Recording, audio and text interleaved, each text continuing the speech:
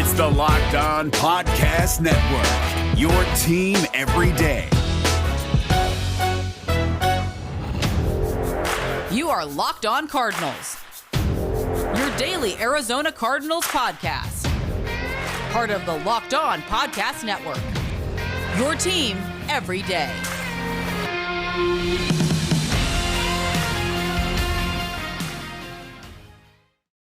Rise up, Red Sea. It's the Locked On Arizona Cardinals podcast. Bo Brack, Alex Clancy, Johnny Venerable joins us every Friday to break down the latest news surrounding the Arizona Cardinals.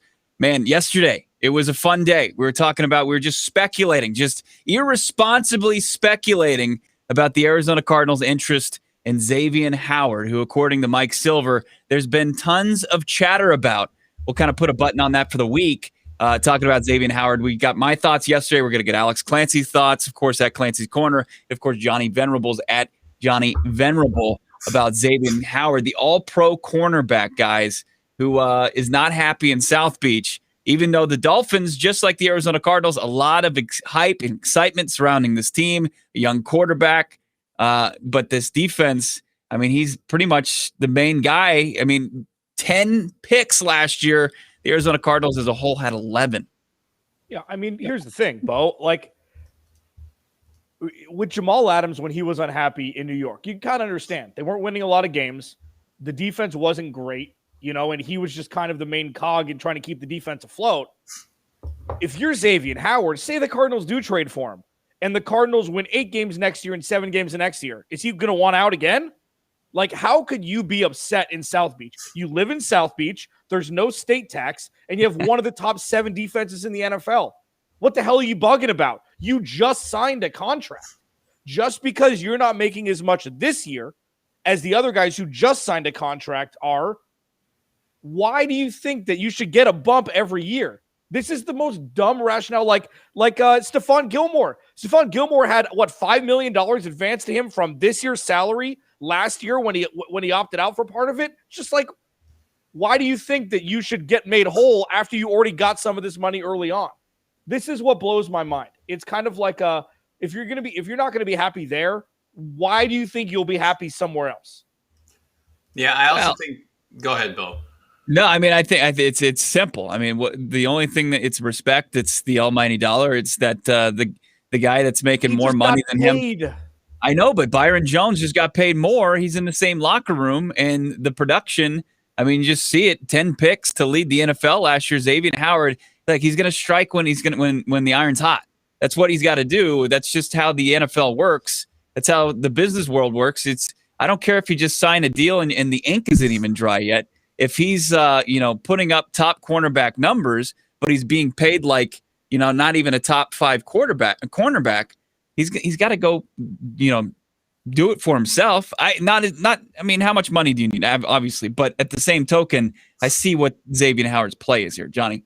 Yeah, I think from a Dolphins standpoint, why they would even entertain this is questionable. But I do think that, listen, he's 28 years old. He's on the older side after only playing 5 years in the NFL. And so you think about potentially selling high on a player who had a career year, and they think, okay, we got to use the second-round pick on him once upon a time. We've got a defensive head coach. We sunk big money, like you mentioned, into Byron Jones. They did that for a reason, because they weren't sure if they had a true number 1 corner in their locker room. And so I think that, listen, if you're Miami and a team just goes nuts and offers you, a first and a third or a first and a second, you definitely have to entertain that. And supposedly that's kind of the going rate right now. As far as the Cardinals go, I don't see a fit, just because. Listen, I don't know if you're Michael Bidwell with so much on the line this year, you're going to allow Steve Keim to part ways with multiple future picks that another GM would not inherit. And I also think that the Cardinals had an opportunity to make a couple key moves at corner during this offseason, and they opted not to. And it's because of, from everything that we've heard, their internal belief in Byron Murphy. So Xavien Howard, to me, great player, off a career year. And I know, 2 years ago before that, he had 7 picks. So it's not like he can't do it again. But I'm with Alex. I would be a little bit concerned about his, desire to consistently stay in one place, especially for a little bit of a middling franchise. I mean, the Cardinals and the Dolphins have a lot of similarities. two organizations that haven't won a ton in the past couple decades. Great locations to live in. And if he can't be happy in Miami, is he going to be happy in Arizona, especially if the Cardinals turn over their coaching staff? And, I think Vance Joseph is a little bit underrated, but he's not going to have the same caliber of coaching he has in Arizona that he had in Miami. Yeah, Bo, to answer your question succinctly, do the Cardinals need him? Of course. I mean, that's not in question here. Xavien Howard had 12 interceptions before last year. That could be a Jordan Phillips 9.5 sack out of nowhere in Buffalo situation when he had 5 the year before. As of right now, that year is an exception to the rule and not the rule. He got $40 million guaranteed as what? He signed he signed in 2019. Do the Cardinals need him? Of course. Are there more underlying issues than a dude that all this is the Dolphins doubling down and paying somebody and being right? This is kudos to Miami. And if you are upset with the contract that you signed, go play baseball and make it to the bigs. This is one of the most ludicrous storylines that I've seen in a long time from a guy that just signed a contract.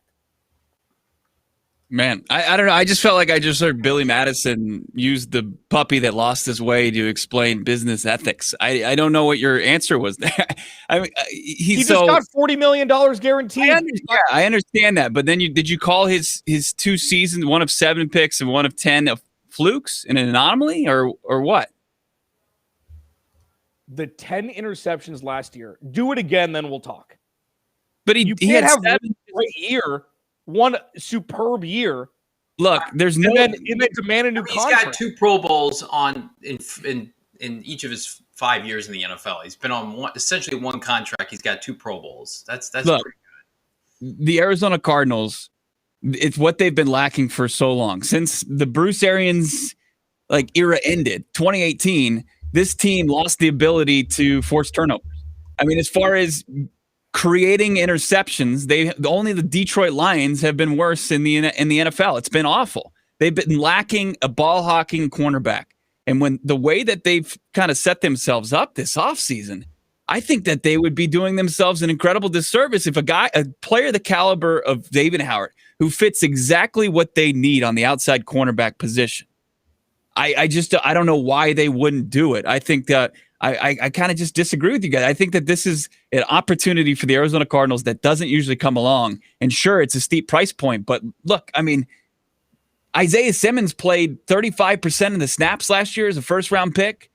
Your second pick, which we're going to talk about here, it's one of the upcoming articles from Johnny about Josh Jones. I mean, you're just not getting production anyway from your draft picks.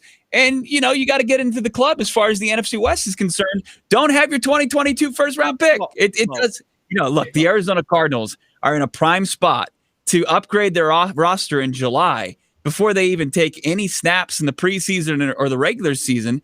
Why wouldn't you do it? Just because you're upset that somebody wants to strike while the iron's hot? I mean, everybody does it. Here's where I disagree with you, Bo. I totally agree with the rationale. Jalen Ramsey had just turned 25 when the Rams had acquired him midseason, in 2019. 2 first and 4. Yeah. Xavien Howard's 28, and typically corners fall off a cliff after the age of 30. I'm not saying that he would, but you're going to spend multiple picks on potentially 2 high-end years. Jamal Adams, he's much younger when the Seahawks acquired him. I think that if you're sinking, Chandler Jones was, I think, only 26 at the time when the Cardinals parted ways with a second. Hopkins was 28, but receivers age better, and certainly Hopkins' age or his game mirrors that somebody that's going to play well into his 30s. I would be concerned about sinking future cheap labor picks, no matter who's spending them, because it may not be steep, and we have to understand that, into a player that's already 28. The age thing is the only thing that bothers me. I mean, the Cardinals are already 1 pick light after trading up for Marco Wilson in the 4th round. Okay, so that's 1. Say the Cardinals trade for him and they win 7 games this year. You have 0 safety net. You're firing everybody, and you could use that first-round pick.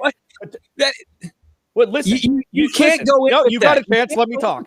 You had. If you give up a first and a third, and you overpay for a 28-year-old corner who's making that much money, and it doesn't improve the Cardinals. Say they win 9 games this year and they don't make the playoffs. Then you have so many question marks, so many holes, and 0 places to get younger.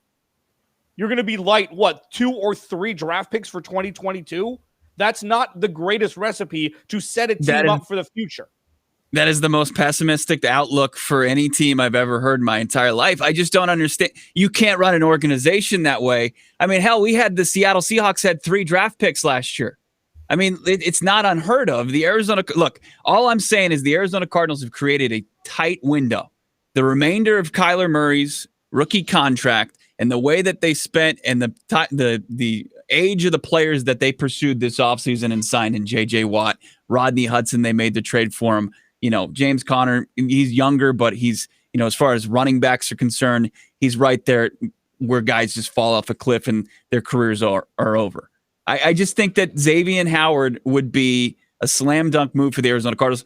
Tell us in the comments here on this YouTube video, of course, Locked On Cardinals here. Let us know if you think the Arizona Cardinals should spend a first and potentially a later round draft pick on Xavien Howard, the All-Pro cornerback for the Miami Dolphins. It's been a fun debate. Look, this is what this is all about.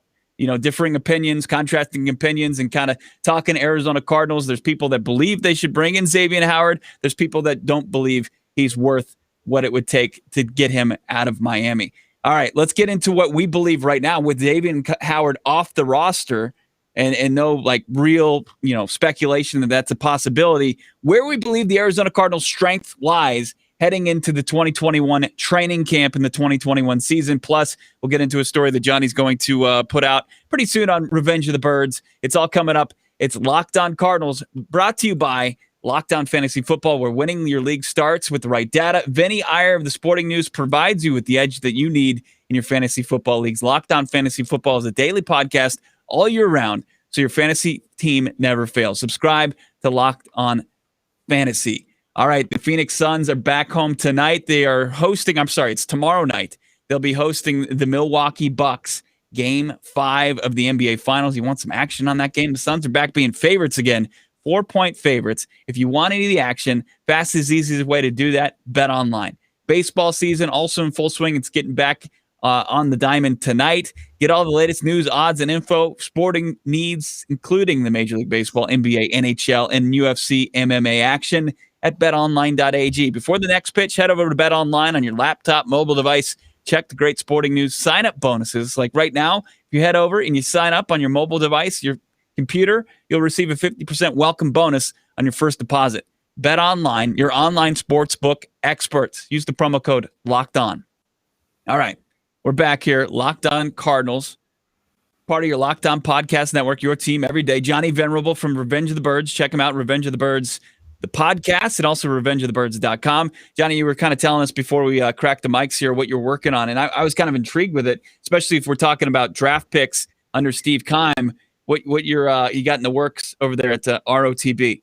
Yeah, I'm putting together an article about Josh Jones and just expectations. What would be considered a successful year for the second-year offensive tackle out of the University of Houston. And listen, I'll be honest, kind of what prompted it a little bit is, I'm sure you guys have talked about it, that Tristan Wirfs workout that's gone viral a little bit. And it's just, you can talk about, buyer's remorse with Isaiah Simmons. And listen, I think Simmons is going to have a really productive year.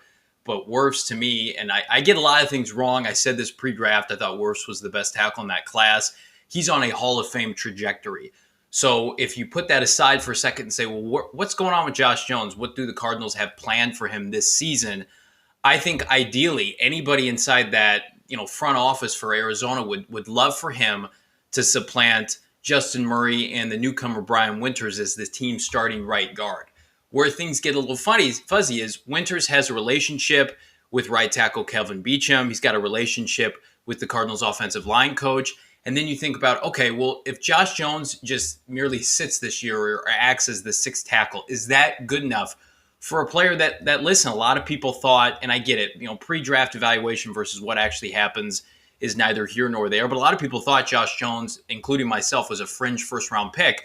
And he was still a top 75 pick. He went 72nd overall. So for a team that has playoff aspirations, certainly, I anticipate seeing him at some point this year. I don't think he's got the leg up to start right now. He's still, pretty green in the NFL. and he's going against two veterans that have been entrenched in the system winters prior with his relationship with Calvin Beachum, and has a good rapport with the offensive coaching staff. And of course, Justin Murray's been here since with year one since Cliff Kingsbury arrived and was the starter last year. So is it good enough for Josh Jones potentially to sit again this year? And then you're talking about, okay, does he take over for Justin Pugh in 2022? Does Kelvin Beachum play up to, what we saw last year? It's good to have depth. And that kind of leads us into our next conversation about what I feel like the strength of the team is, if you can't already guess. But I just think about, goodness, this is a top 100 pick. I think we really need to see something from him this year, especially after what we've seen out of Tristan Wirfs so far. Yeah, I don't know if I'm concerned about, I don't know if it's just straight hyperbole when they talk about Josh Jones and they say, hey, we had him graded as a first-round pick. And then we're sitting here and we're staring down his second season in the NFL. And as you're pointing out, he doesn't really have any path to a starting role.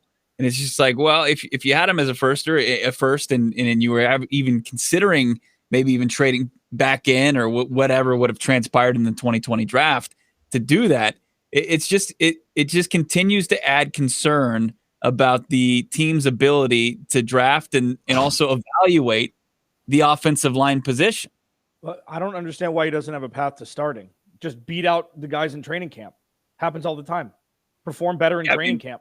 If you can't, about it. Sorry? We're just not hearing any rumblings. Right. Well, and that's the thing. That's where it's not like oh man, he's not getting his chance. He's getting his damn chance. He's just not making the most of it up to this point. With Sean Coogler said something to the effect of he could play many more positions than we thought when we drafted him. I think he was quoted as saying that at some point last season. If he could play left guard and he can't beat out Justin Pugh, we got a problem. If he plays right guard and can't beat out Justin Murray, who was a journeyman until he got here, or Brian Winters, we got a problem. Like, Bo's right. I mean, the fact that they didn't take him 17 overall, that they didn't trade back with Atlanta, and he was their target at 17, that was the rumblings. If they were to have traded back and not stuck and picked where they did, we would have had a big problem. But the fact that he's a third rounder, you can take a little bit more time because you don't have as much pressure on you to start him. But he's going to have as much opportunity as everybody else, right? Isn't that the theory of training camp? Best man up, best man wins the job.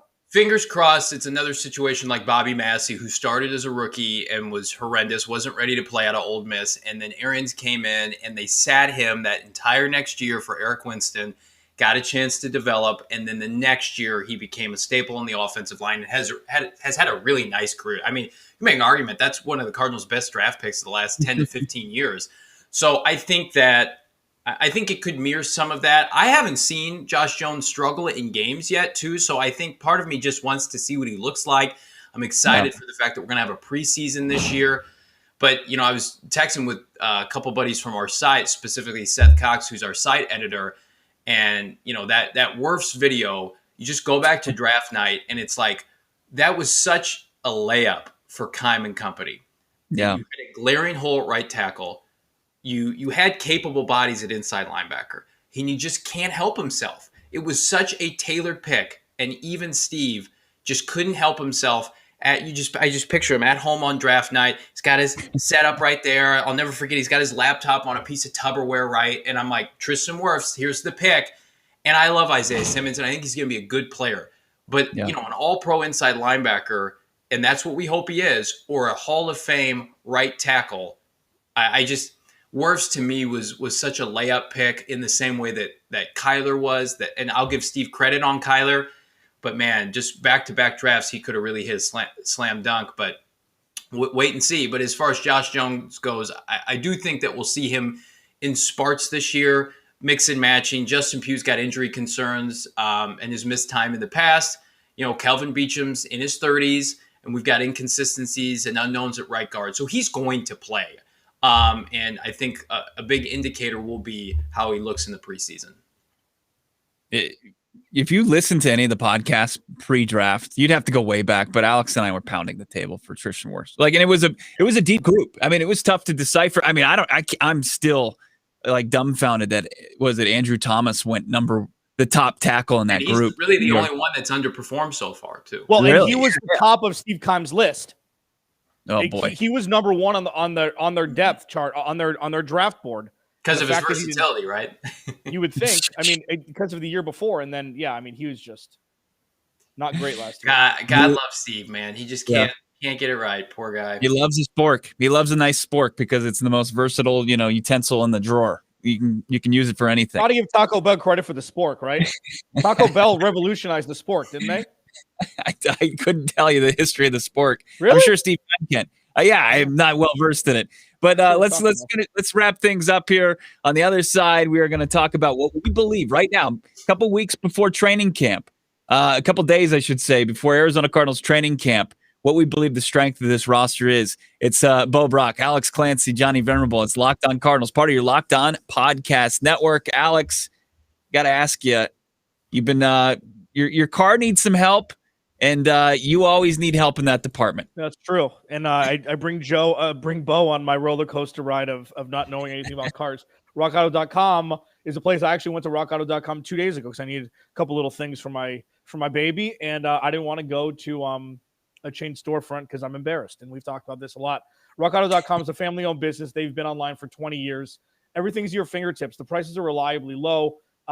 Prices aren't the same or are the same for manufacturers and do-it-yourselfers, so you don't get upcharged for just buying one piece and not buying in bulk, which is pretty sweet. Go to RockAuto.com. It's easy. It's raining out here in Arizona. I don't want to drive in the rain because drivers are terrible, so I go to RockAuto.com right after the show. Right, Locked On in there. How did you hear about us box? They know we sent you. Amazing selection, reliably low prices, all the parts your car will ever need. RockAuto.com. Built Bar is the best tasting protein bar ever. Yep. We see our guy Mike. He re-upped with Built Bar. He got his second box. He decided that salted caramel is his favorite Built Bar, and I'm right there with him. As far as the regular, your OG, your 9 original flavors, salted caramel, that's the GOAT. And then, of course, this summer, you've got the limited time flavors, orange and strawberry, that you can get all summer long. It's the best tasting protein bar. It's a candy bar. It's a protein bar disguised as a candy bar. And you don't have to make any, cut any corners as far as health's concerned. 17 to 18 grams of protein, calories from 130 to 180 calories, 4 to 5 grams of sugar, and 4 to 5 grams of net carbs. Right now, go to BuiltBar.com. Use the promo code LOCKED15. Get 15% off your order by using the promo code LOCK15 for 15% off at Built.com. All right, we are going to have a short final segment here. It's Bo Brack, Alex Clancy, Johnny Venerable. Alex, I'll let you go first.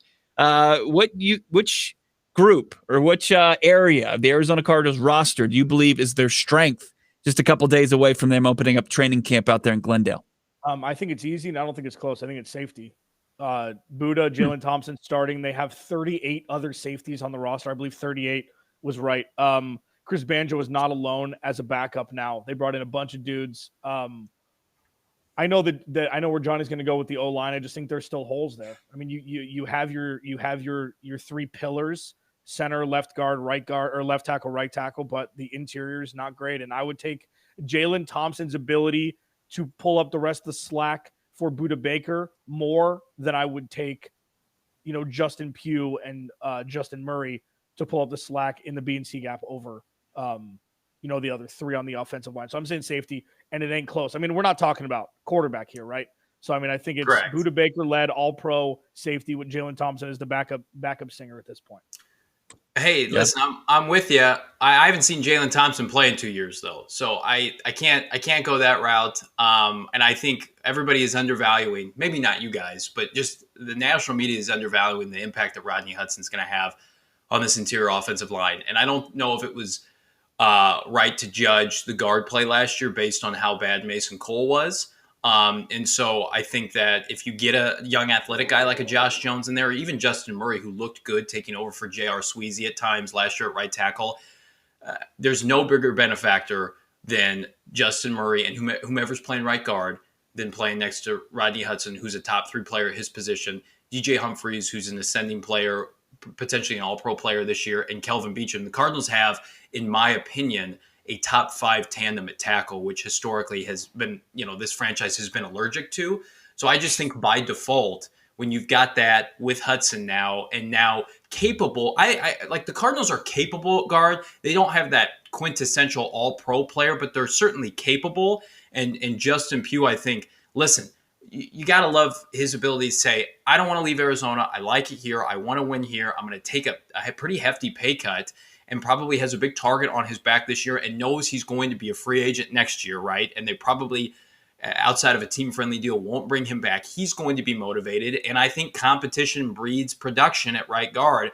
That, excluding tight end, which is certainly their biggest weakness on the team, but if you want to throw Max Williams in there from a blocking standpoint, this is the Cardinals. How could it not be the O-line? This is the best offensive line that they've had, I don't know, certainly since 2015, when you had Ayupati make the Pro Bowl and Jared Valdir beat, a franchise left tackle. But I think as a unit, it is better coached and it's deeper. So I'm going to go offensive line. Yeah, just to after Alex spoke, there's a Cardinals rookie that I'm kind of curious to see come training camp, James Wiggins. I see him on social media. He looks like an absolute beast. You watch the tape from him playing in Cincinnati. He's part of that safety group as well. And then the offensive line. Yeah, I think you absolutely can incorporate Max Williams there because he's one of the premier blocking tight ends in the NFL. I'll just make mine real quick. I think it's the pass rush. I think the pass rush, you want it to be the pass rush with the money you have invested. You've got a pair of veterans on there. You always forget about Marcus Golden. You want King MG to be a part of that as well. He's got a nonstop motor. Duma KG, who you added in the 6th round. I mean, I don't know what's going on with Devon Kennard, but he could be a part of that. A guy who had 7.5 sacks before that. They just have, once Dennis Gardeck gets back and healthy, they just have a deep pass rush group that has to get you excited and has to have opposing offenses pretty scared at the prospect of the Arizona Cardinals coming to town or having to visit Glendale. Any parting words? We're going to wrap things up right now. Alex Clancy. Yeah, go ahead, Johnny. I'll echo that, Bo, because Vance Joseph, if he's done one thing right since coming to Arizona, they've been able to rush the passer no matter who's been back there. And this is their most talented group. So if I had to give a 1B to my 1A in the offensive line, it would be the pass rush. I'm just going to ask one question before we go. Who's the one person who's the one person on defense that you trust to do their job more than anybody? Buddha. He's alone, though. He's by himself in that position group right now. Rest my case. Alex Clancy, Johnny Venerable. Make sure you're following them on Twitter at Clancy's Corner, at Johnny Venerable, and at Locked On AZ Cards. Make sure you like this video. Make sure you're subscribed. You got that alerts button, so whenever we put out new content, you're getting it right there at your fingertips. Johnny, thanks for your time. Alex, have a great weekend. Guys, we're going to be talking to you on Monday. It's Locked On Cards.